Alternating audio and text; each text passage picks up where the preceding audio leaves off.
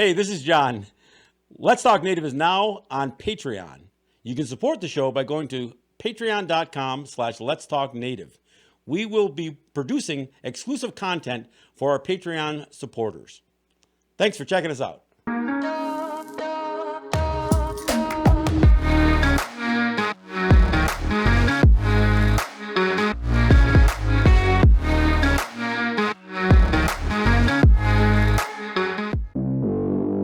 Let's Talk Native is produced at the LTN Studios on the Cattaraugus territory of the Seneca Nation.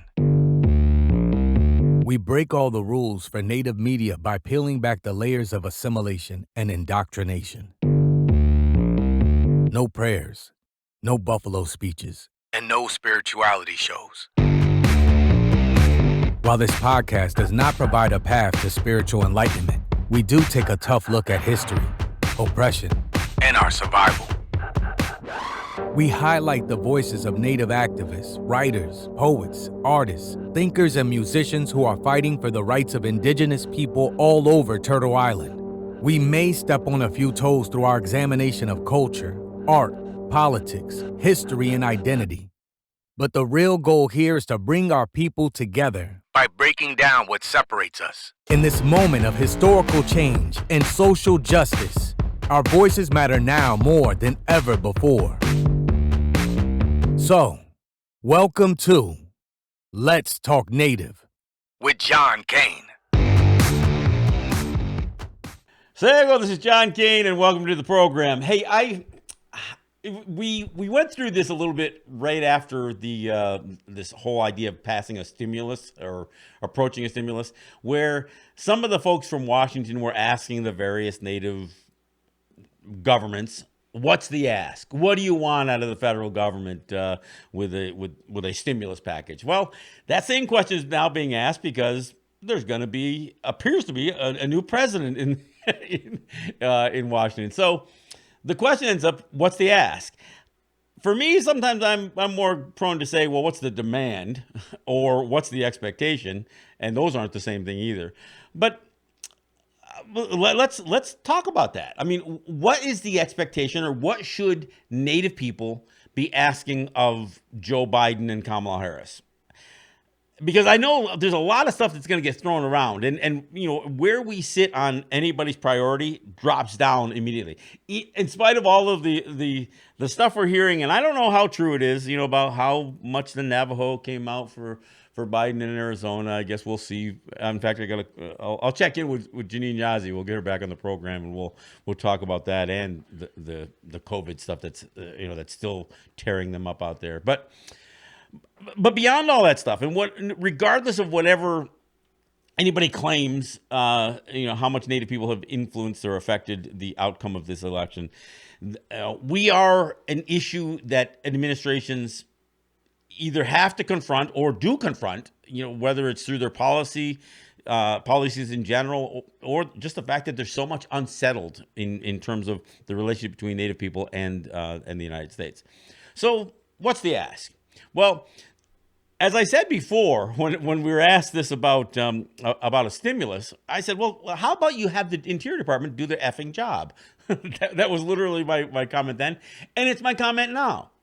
So I'm going to talk about the gaming issue, because right now it still remains one of the biggest issues, confronting Native territories, and many Native territories have gaming operations, and many of them are being extorted for money from the states.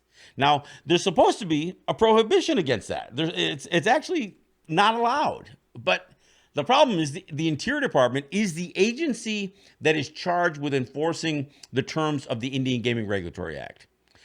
So let me back up a little bit. In 1987, the state of California tried to shut down the Cabazon, which is a Native territory in California that was doing a high-stakes bingo operation, which is just bingo playing for more money. And it went all the way up to the Supreme Court. In 1987, the Supreme Court ruled in favor of the Cabazons. And in fact, what they ruled was, look, state of California, if you've got gaming in your state, you can't tell the Native people they can't do gaming, which is, and the problem with that ruling is what it suggests is that if you don't have gaming, then you can prohibit native territories from doing gaming, which I don't necessarily agree with. But they did tell California, if you've got gaming, they get to do gaming. Uh, so the Cabazon won, and that was in 1987. So all of a sudden, because of the language in that ruling, which, and again, I got to be clear, the Supreme Court didn't give the Cabazon permission to do gaming. They just upheld their right to do gaming. Well, and so all of a sudden, folks in Congress start going nuts, thinking, well, we better do something now. Now that the Supreme Court ruled in favor of the Cabazons, they're going to do all kinds of gaming. They're going to do Class 2. They're going to do Class 3. They're going to have casinos. They're going to have mob money. They're going to have all this stuff going on. And of course, most of that stuff was BS.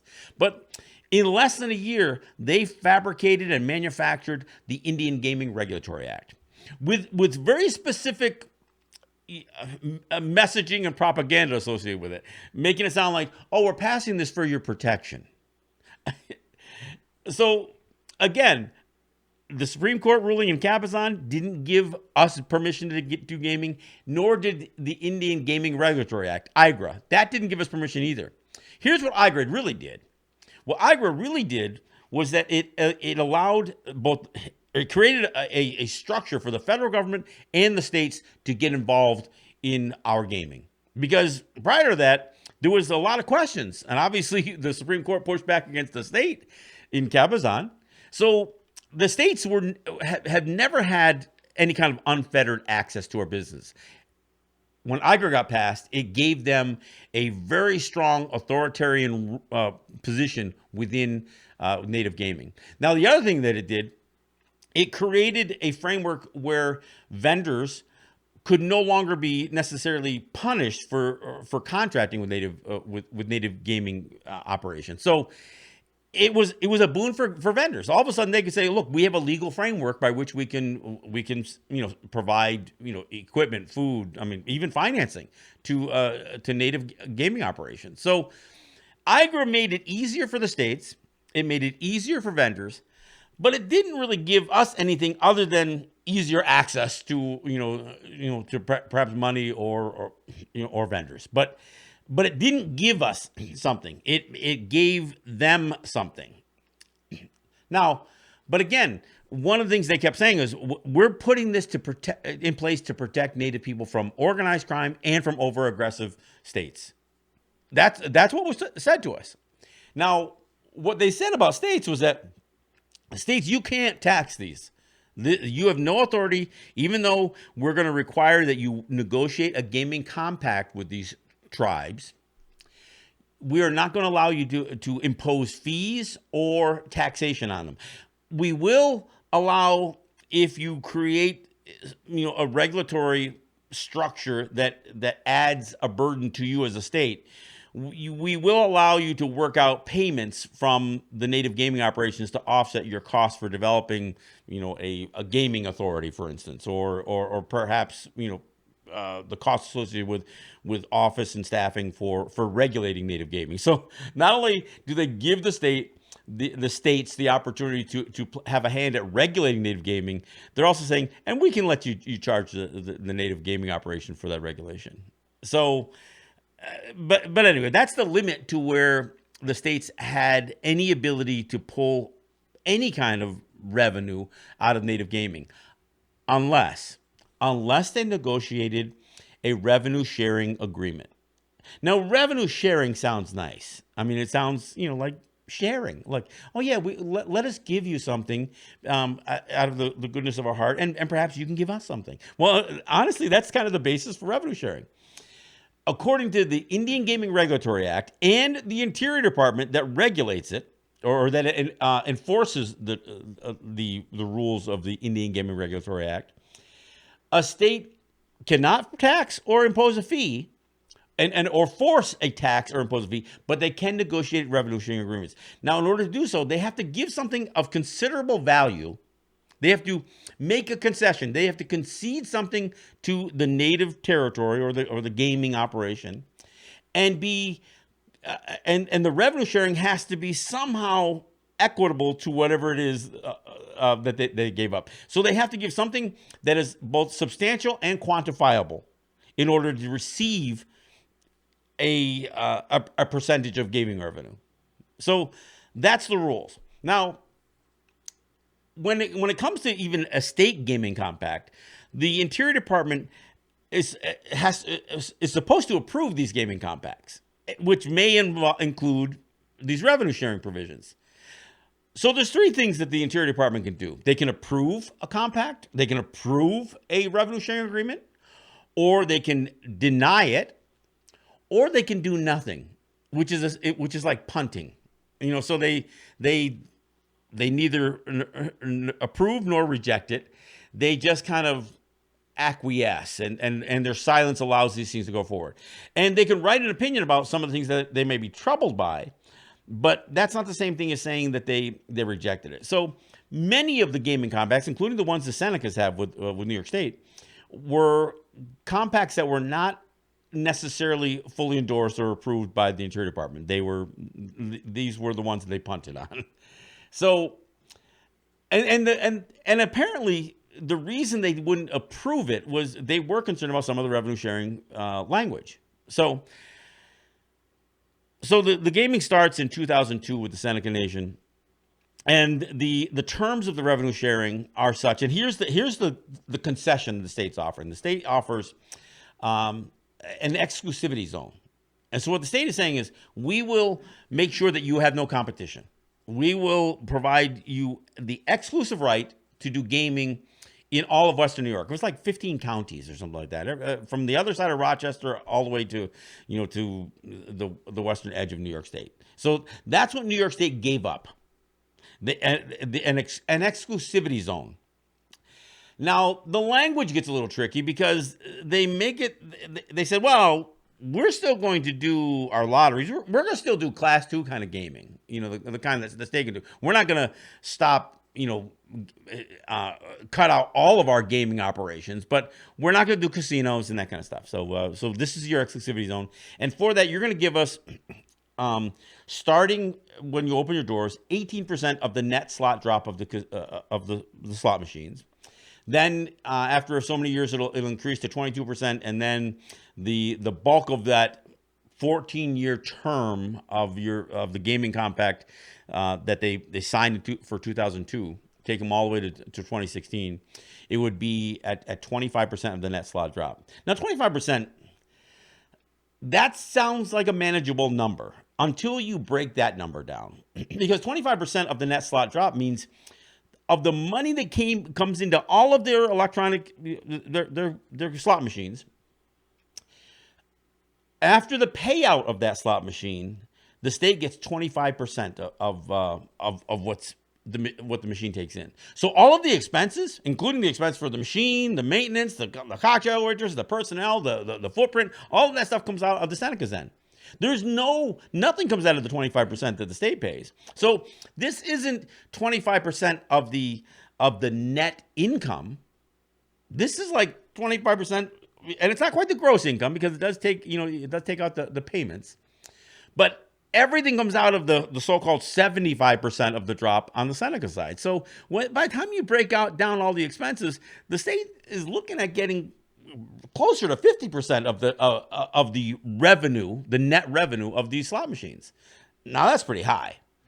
So, but that's what the Senecas agreed to, and that's what the Interior Department seems somewhat apprehensive to fully endorse. But again, punted. So coming around 2009, and this is the Obama-Biden administration now. That's when they step in office in 2009. In 2009, the Seneca said, you know what, we're not going to pay it anymore because now you've opened up all of these slot parlors at your horse racing tracks, and there's 3 of them that are in the so-called exclusivity zone, and we're not going to pay you. So they started escrowing the money. And this went on from 2009 to 2013 when they finally resolved this conflict. But in that time, $600 million was withheld from the revenue sharing agreement. And there was all this talk, it was going to go into arbitration. Never did. It never did. It dragged on for that many years. And part of the thing is the Interior Department would never step up. Now, again, let me remind you, the Interior Department and the Bureau of Indian Affairs, they are charged with being the agency to enforce the rules of this the Indian Gaming IGRA, the Indian Gaming Regulatory Act. So they're a no-show. They're a no-show through that whole term. That whole Obama administration. They never get their Interior Department to do anything. And again, this is the Biden administration, and Biden-Obama administration. So in the end, now the state saying, you know what, we want to do casino gaming too, but we still want to honor your exclusivity zone. So let's work this out. So they asked the Senecas, what's your proposal on this money that you've withheld? So the Senecas basically say, well, we're going to keep $200 million of that $600 million. So, and we're going to essentially we're going to keep a third of it. So you could kind of interpret that, okay, so the state is acknowledging that they violated the compact and we're willing to pay $200 million for that violation. Now, the problem is this doesn't solve what's going forward. It only solves the fact that they basically had competition looking backwards. The state wasn't getting rid of their slot parlors. And the Senecas never negotiated. They didn't say, okay, not only are we going to keep a third of it, but we're going to reduce the amount that we're paying you by a third. No, they didn't do that. They're still agreeing to pay 25% of the net slot drop. So they keep $200 million. They give the state $400 million, and the conflict is resolved. So why did the Senecas do that? Well, I'll tell you why the Senecas did it. and the counselors, the president, the executive, they all admitted that. Said, look, we know that there's a cost to doing business, and in order to keep the state at the table for a gaming compact, we had to pay them. So they paid the state of New York $400 million so they would renew the compact at the end of 2016. So this was about going forward. Now, so that's what they did. And that was the justification. And I talked to counselors. I heard counselors flat out say, well, if we didn't pay them something substantial, they might not renew the compact in 2016. Now, we'll get to what happens in 2016. But again, through that whole time, this never does go into arbitration. And the Interior Department remains completely silent about revenue sharing. And I got to tell you, the Senecas aren't the only ones who are facing this implied extortion. And again, let me be clear. The sense that the counselors and the executive at the Seneca Nation, the sense that they had is they needed to continue to pay this revenue sharing. Otherwise, the state would not renew the compact. And again, the implication there is that if the state walks away from the compact in 2016, then what, the Senecas got to shut down? There's nothing in the law that says that. What the law says is that to operate under IGRA, the native gaming enterprise and the state need to negotiate a gaming compact. It says nothing about what happens when the state, if the state says, no, I'm not going to renew it. It's one of the open-ended questions. So what happens in the run-up to 2016, the renewal, the Senecas very quietly look at this renewal and they say, we're going to renew this compact as it's written. But as it's written, there is no language for revenue sharing beyond the initial 14-year term. There's nothing. In fact, it lays out 18%, for a couple of years, 22% for a few more years, and the last 7 years at 25%. It says nothing about what the revenue sharing would be, or there's no language in the compact that talks about any payment past the 14-year initial period of their compact with the state of New York. So the Senecas very quietly agreed to renew the compact as it was written, and then at the start of 2017, under this new renewal period, which is for 7 years, they stopped paying the state, and they said, no, we're done. And the state makes it sound like, well, what do you mean you're done? Of course, it's not quite that innocent, because the Senecas were the only ones who knew there was no language in there. In fact, some of the local municipalities who get 25% of what they send to the state said, there's no language in here about us getting paid, right? And the state says, oh, don't worry about it. So the state was very cool about the whole thing because neither party raised the issue that there's no language in the the terms of the renewal of the compact that suggest payments would continue. And neither one is bringing it up. So the Senecas are trying to be coy about it, but the state's trying to be coy about it too, because they're going to say, "Oh no, of course it's in there." So when this conflict starts, again, Interior Department's no show. Now, eventually, this slides into the Trump administration because in 26 at the beginning of 2017 is when the Seneca stopped paying. Now, so the Obama administration never addressed the revenue sharing stuff through their Interior Department, and of course the Trump administration didn't. They barely filled positions.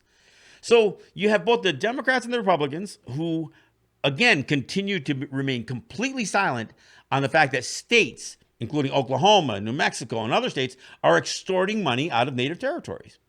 So at the end, for those of you who aren't familiar, the state goes into arbitration and then gets the two white guys on a 3-panel judge to say, oh, of course the Seneca's got to pay.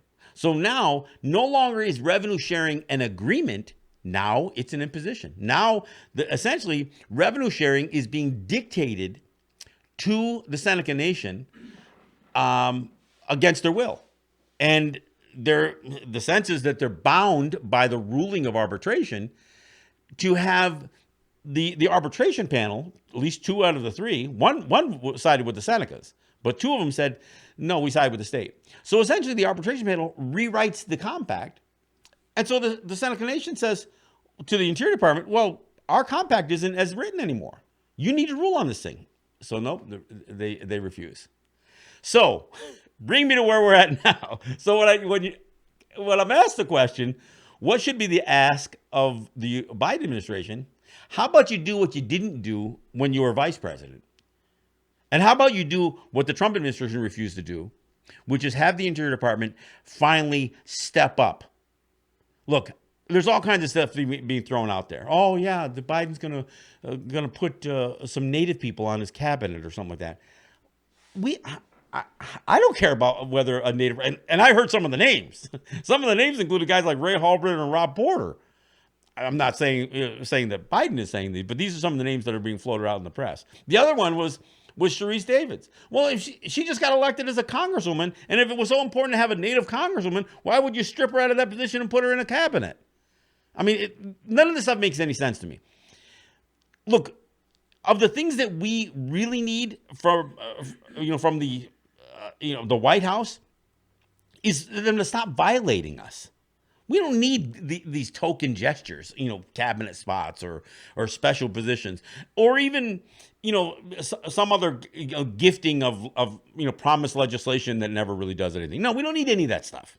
What we need you to do is stop trying to tax us, stop trying to regulate us, and stop remaining silent when states are abusing us. And that's the big one. Because there's 2 things that should be done here. One is that the states need to, the Interior Department has to evaluate and properly evaluate under their own terms, are these revenue sharing agreements legal? Because they're not. Because here's the bottom line. It's the Interior Department who said the states have to concede something that is both quantifiable. It means you should be able to put a dollar value on it. And it has to be substantial and quantifiable. And by substantial, it means it better be close to what you're getting paid. The Senecas they would have paid over $1.5 billion to the state of New York during that first 14-year term of their compact.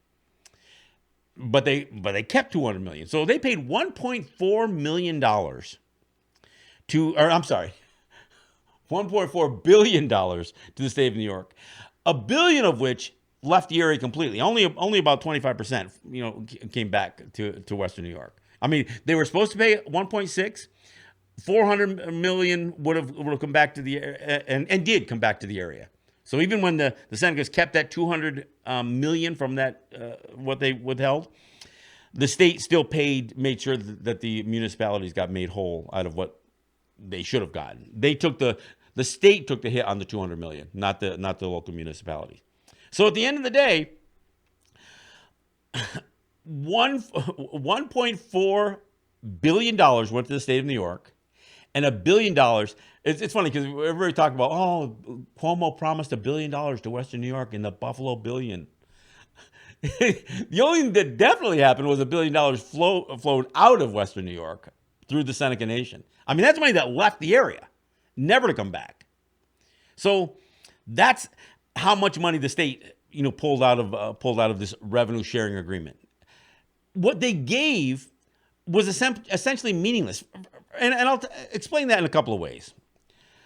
Not the least of which is that to the extent that the state of New York could compete against Seneca Gaming, they did compete against Seneca Gaming. They put 3 slot parlors out, and in the racetracks, Batavia, Finger Lakes, and the Hamburg Fairgrounds, and they filled them up with slot machines. They clearly took market share away from the Seneca Nation.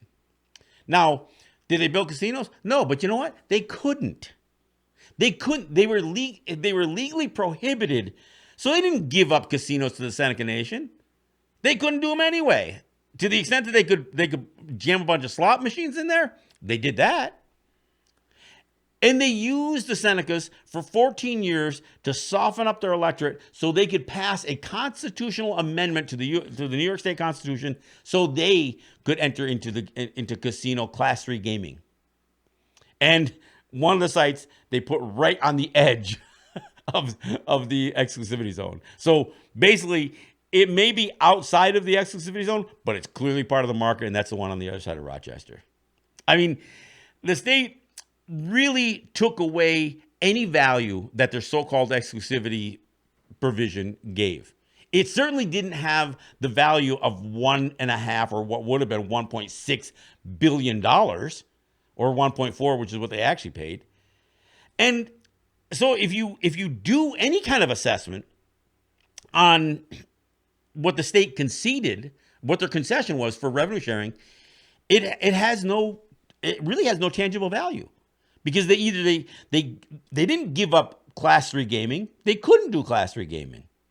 And they didn't give up Class 2 gaming. They put slot parlors. They had just as many slot parlors as the Senecas did. They filled it right within that exclusivity. And of course, they did it throughout the state as well. So there was no real tangible value. You could not give a quantifiable value for what the state conceded, even though what they received was very quantifiable. They were trying to squeeze them for 1.6, in the end got them for $1.4 billion in 14 years. And that's where we're at right now. We're facing that same battle over and over again. All right. We're at the bottom of the hour. We'll take a break. When I come back, I want to get into where things stand now and what is the ask of the Biden-Harris administration? Like I said, do your effing job. We'll talk about that more when we come back. This is John Kane. This is Let's Talk Native.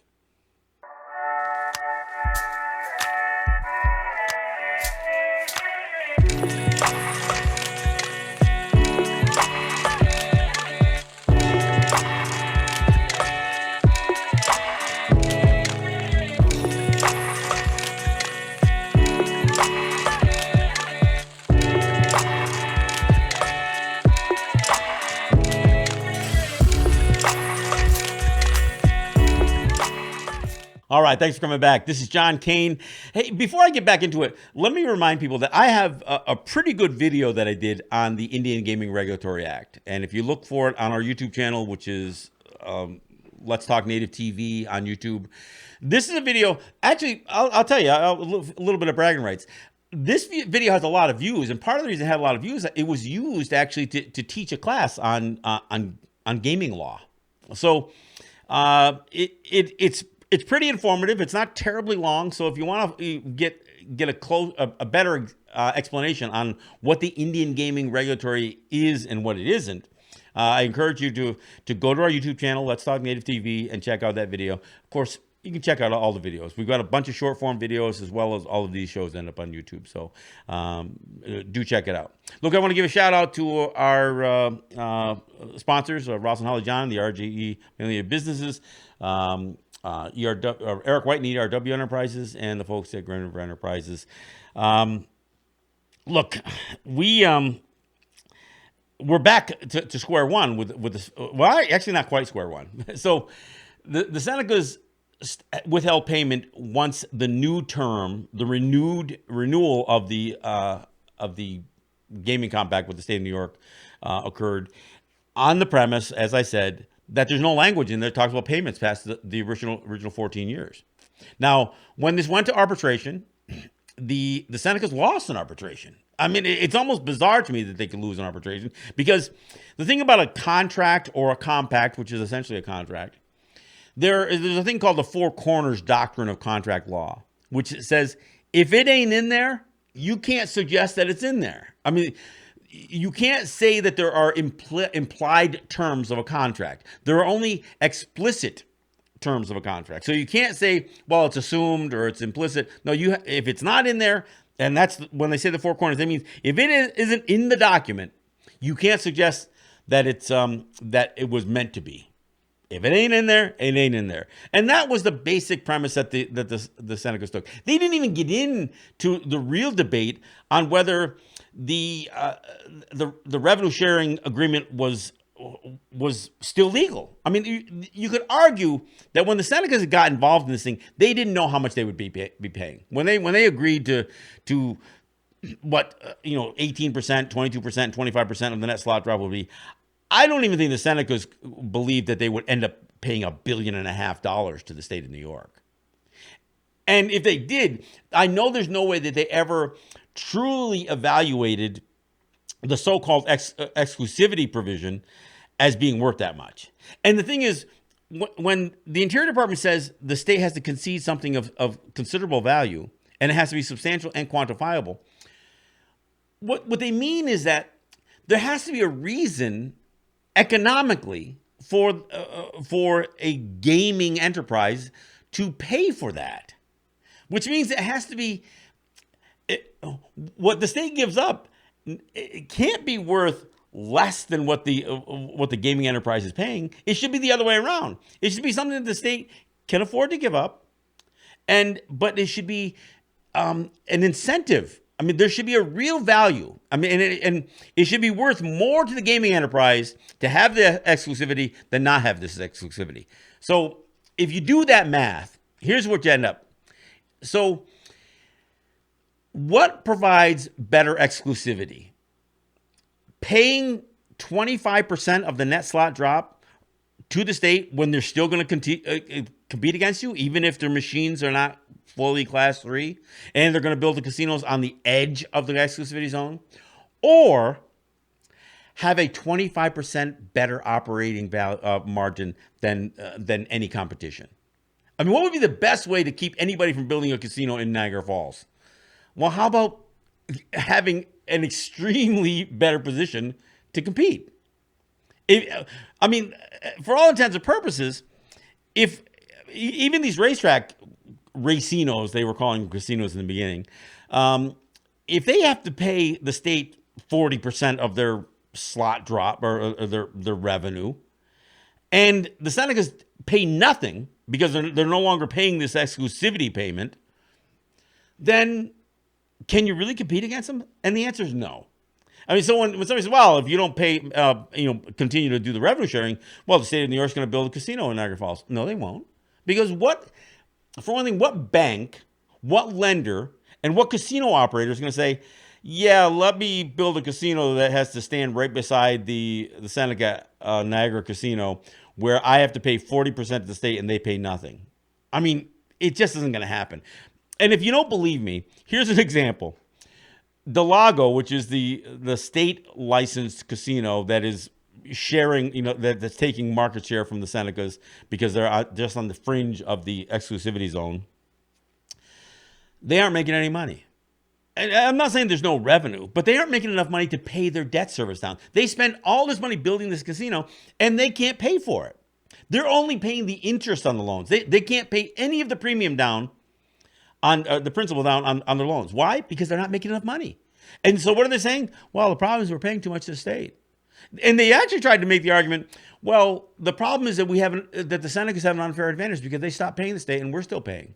Well, the reality is the Senecas may have stopped paying the state, but they weren't like putting that money back into their competitive advantage. They were just kind of sticking it aside.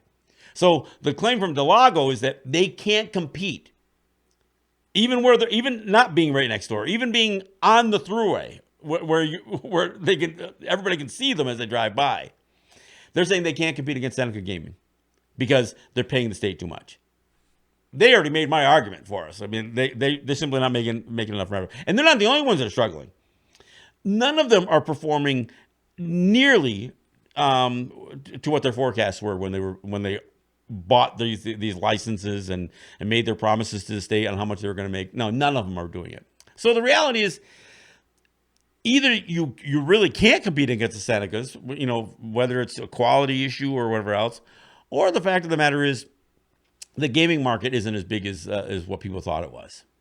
So what's this?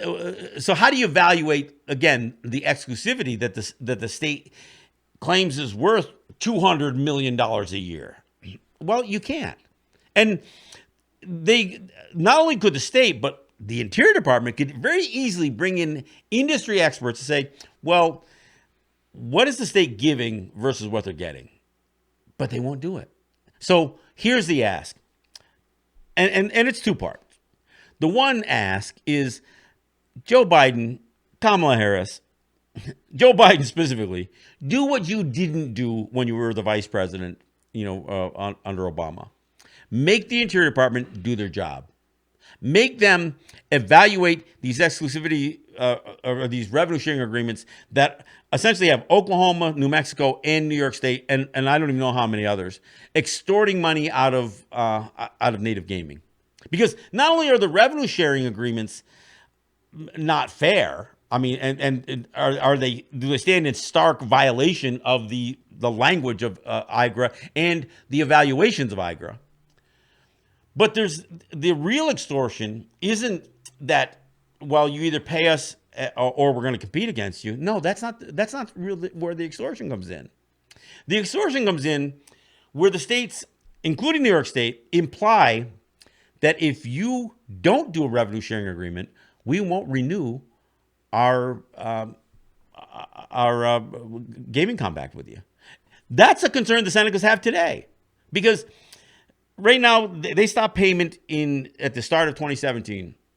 The next renewal period is in 2023. So in the back of the Seneca Nation's mind is, well, right now the arbitration said we have to pay. They haven't paid yet, as far as I know. But the arbitration panel ruled against us. So as far as all of the language that's out there, they are ultimately going to have to pay unless they can get the Interior Department to step up. That's the only way the Senecas can stop this revenue sharing payment is if the Interior Department does their job, which they haven't done in 2 administrations. So that's the ask. But see, the extortion comes in when the state implies that if we don't renew our compact, then you are no longer a legally operating, at least under the terms of IGRA, native gaming operation. Now, that's probably not even true. And I have to say probably because, again, the Interior Department won't answer the goddamn question. If a state negotiates a compact and something sunsets like revenue sharing, and the state says, we no longer want to renew our compact, does that mean native gaming has to end? Because there's nothing in IGRA that says that. IGRA just says to open a casino, you have to negotiate a compact with the state. Well, they did that. Now it's open, and now it's among the largest employers in all of Western New York. Thousands of people work there. There's, the economic impact of Seneca Gaming is huge in the Western New York area. And frankly, it would be bigger yet if $1 billion every 7 years wasn't being ripped out of the Western New York. It would be even a bigger impact here. So does the state have the power to shut gaming down? Because there's nothing in the law that says they do. If the state walks away from a compact, And if the unwritten quid pro quo is you pay us or we don't give you a compact. I mean, and even if the state isn't coming right out and saying it, that's the implication. And that's what the belief is that strangles or chokes or knee on the neck of the Seneca Nation. They're saying, well, in fact, all their lawyers are telling them to go ahead and pay. In fact, some of their lawyers are saying, you know what? Why don't we avoid this whole, thing every 7 years with renewing a compact and make it permanent? You permanently pay 25% of the net slot drop, which is almost approaching 50% of the net revenue of these gaming facilities. Now, keep in mind, the Seneca Nation isn't making as much money today, not just because of COVID-19, but the market is saturating. Not only do they have competition from the state directly through their racetrack casinos, but other states, Canada. I mean, there's a lot of competition around. And turns out gaming isn't recession proof.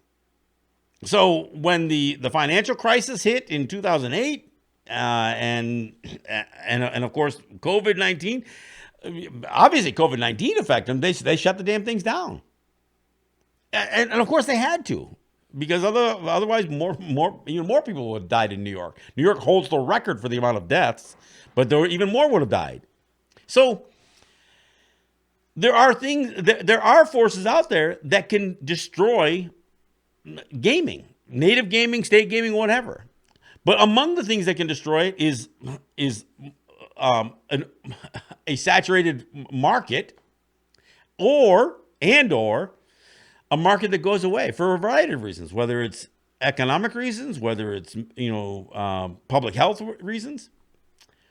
The Seneca Nation's in a tough spot.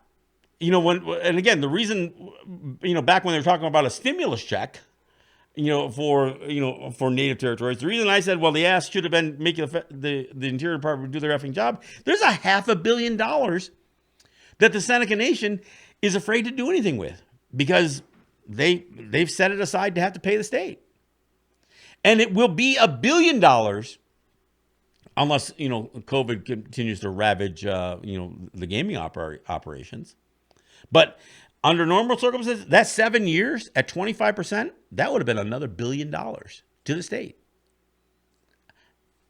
It's outrageous to think that these states can extort money when there was supposed to be a specific prohibition against that very thing. The whole reason that the IGRA, the Indian Gaming Regulatory Act, was pitched to Native people was to say, we're going to protect you.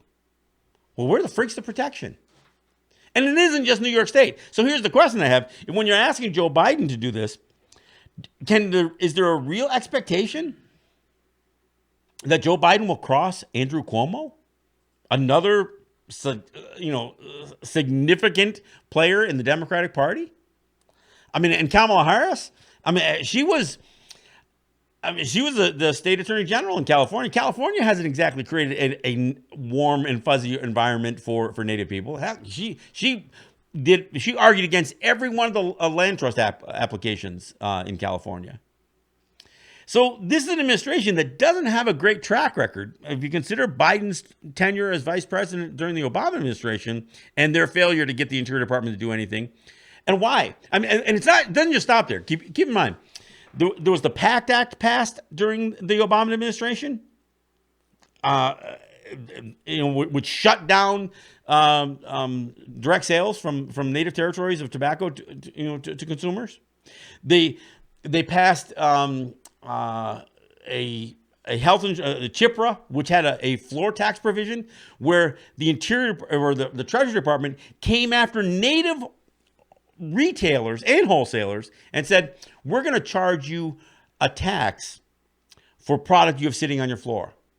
That we're going to charge you the difference in the tax the way it was when you bought it and what it will be as you sell it. So people are getting these tax notices for tens and hundreds and even millions of dollars for a product they already purchased just because it's sitting on our territories. I personally played a role in trying to push back on that. In the end, most of those who didn't pay were never again pursued for payment. Although the Obama administration did take $230,000 out of a Seneca account. So yeah, the Seneca Nation account.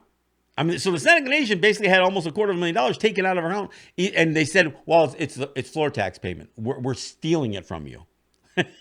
They seized it from their account. They didn't send them a bill and said, "When are you going to make these payments?" They just took it from one of their accounts. I mean, as crazy as that sounds, and that's never been addressed. It's never been addressed. So, I mean, the relationship, and I didn't even mention Standing Rock and some of the other stuff. So, look, the Obama-Biden administration didn't exactly have the greatest track record with Native people. Lots of lip service. Oh, they even had a special Native American advisor to the White House. Ironically, she happened to be the sister of the guy of Dave Archambault, where the pipeline, the Dakota Access Pipeline, was being rammed through. You can't make this stuff up. So what's the ask of this administration? No, it isn't. Can you put more Native people in your cabinet? It's make your Interior Department enforce the laws against the state, not against us. Let me repeat what I said at the beginning of the program. IGRA did not make native gaming legal. What it did was it created an opportunity for the states to get involved in native gaming, but it was supposed to regulate those states. IGRA wasn't just about regulating us. And frankly, we could argue that IGRA is not a requirement for us to do gaming. What it's a requirement for is for the state to get involved in gaming. And it does make it smoother for non-native vendors to do business with us. And that's why Native people lined up to do it. I mean, I'm not saying it was a wise choice. But after IGRA was passed in 1988, in fact, not only did many Native territories get involved in gaming, many other Native territories actually got involved in the federal recognition process so they could do gaming. Or they got involved in the recognition process and realized that it was such an expensive process that the only way they could pay for it was to, have a plan to do gaming. I mean, it literally became the tail wagging the dog, and it turns out that the one who really had control over the dog is the state, and the federal government will not reel the states back in. So again, two things: make the Interior Department do its job in enforcing the legality of or shutting down the illegal revenue sharing agreements that various states have with Native territories, and set the record straight that no, Andrew Cuomo, you cannot threaten the Senecas by saying either you give me money through revenue sharing or I'm not going to renew the compact, and that means you got to shut down. The Interior Department and this administration has to be clear and say, look, state, if you walk away from a compact, that's on you.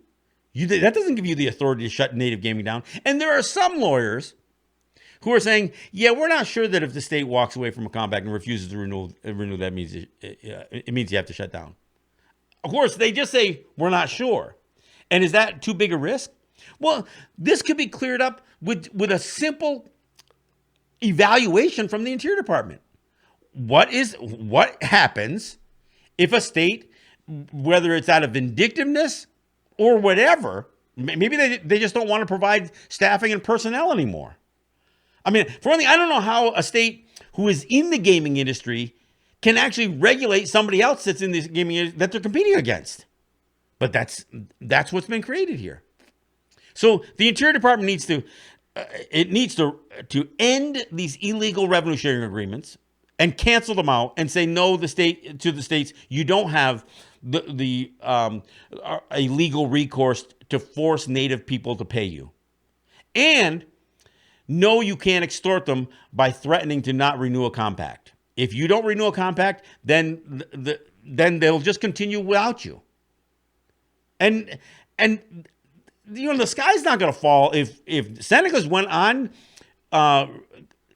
still operating their casinos without the state regulators.